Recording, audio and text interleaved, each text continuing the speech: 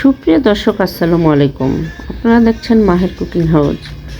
আজ আমি আপনাদেরকে দেখাবো কিভাবে গরু মাংস শুটকি ভুনা করা যায়। আগের দিনে কিন্তু এই গরু মাংস শুটকি করে সবাই রেখে দিত কুরবানির সময়। এখন ঘরে ঘরে ফ্রিজ, তাই কেউ আর এই শুটকি করে না। কিন্তু এই খাবারটা আমার খুবই পছন্দের খাবার, তাই আমি এটাকে রোদে না শুকিয়ে তুলগুলো একসাথে করে রেখে তুলে ডুবিয়ে ভেজে ভেজে এরকম শুটকি করে রাখি। আর সেই রেসিপিটাই আমি আজকে আপনাদের সাথে শেয়ার করছি। গরু মাংস শুটকিগুলোকে আমি ছোট ছোট করে কেটে নিয়েছি এবং গরম পানি দিয়ে এগুলোকে ভিজিয়ে রেখেছি। 1-1.5 ঘন্টা ভিজিয়ে রাখার পর গরু মাংসটা কিন্তু একেবারে সফট হয়ে যাবে, তাই আমি এটাকে কেটে কেটে ভিজিয়ে রেখেছি। এবারে আমি চুলায় একটি প্যান বসিয়ে দিয়েছি। প্যানে তেল দিয়ে দিয়েছি পরিমাণ মতো, এলাচ, লবঙ্গ, দারুচিনি দিয়ে দিয়েছি এবং পেঁয়াজ কুচি দিয়ে আমি এগুলোকে ভালোভাবে নেড়ে চেড়ে নেব।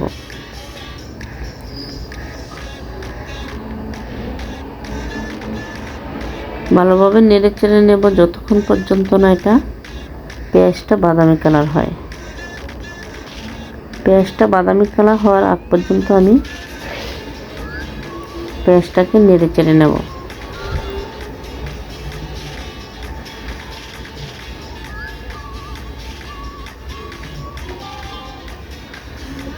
পেঁয়াজটা বাদামি কালার হয়ে গেছে। এবারে আমি প্রথমে দিয়ে দিচ্ছি 2 টেবিল চামচ আদা বাটা, 2 টেবিল চামচ রসুন বাটা, 2 টেবিল চামচ হলুদ এবং 2 টেবিল চামচ মরিচের গুঁড়া।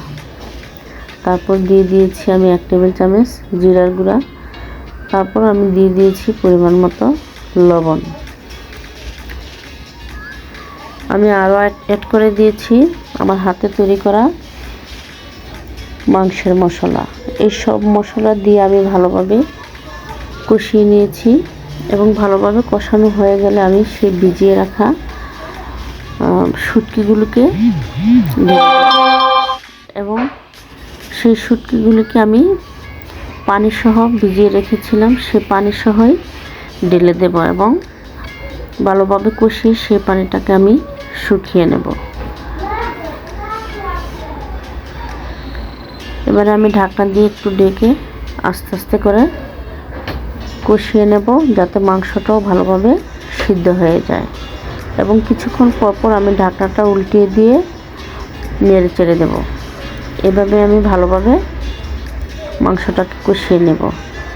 মাংসটা কষিয়ে যখন ঝোলটা একটু শুকিয়ে যাবে তখন আমি দিয়ে দেব 1 কাপ পরিমাণ রসুন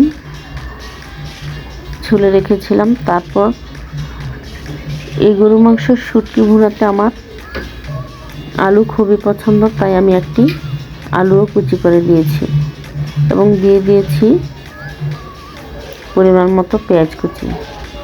এগুলো দিয়ে আমি আবার ভালোভাবে কষিয়ে নিয়েছি। ভালোভাবে কষানো হয়ে গেলে যাতে ভালোভাবে সিদ্ধ হয়ে যায় এবং সফট হয় মাংসটা, সেজন্য আমি আবারও একটু পানি অ্যাড করে দিয়েছি। একটু পানি অ্যাড করে দিয়ে আমি ঢেকে মাংসটাকে ভালোভাবে সিদ্ধ করে নেব। তারপর আমার কাছে মনে হয়েছে তেল কম হয়েছে, তাই আমি একটু গরুর মাংসে চর্বি অ্যাড করে দিয়েছি।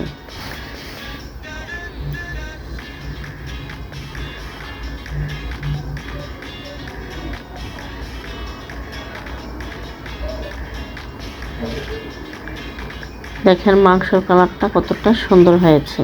এবারে আমি ভালোভাবে যাতে সিদ্ধ হয় সেজন্য একটু পানি অ্যাড করে দিয়ে আবারও মাংসটাকে ভালোভাবে সিদ্ধ করে নেব। যেহেতু এটা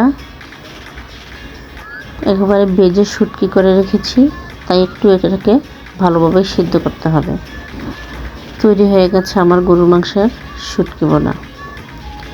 এবারে আমি এটাকে সার্ভ করে দেখিয়ে দিচ্ছি। ভিউয়ার্স, আমার এই রেসিপিটি যদি আপনাদের ভালো লেগে থাকে তাহলে একটি লাইক, কমেন্ট এবং সাবস্ক্রাইব করে আমার পাশে থাকবেন। আবারও দেখা হবে নতুন কোনো রেসিপির ভিডিও নিয়ে। সে পর্যন্ত ভালো থাকেন। আল্লাহ হাফেজ। Bye bye.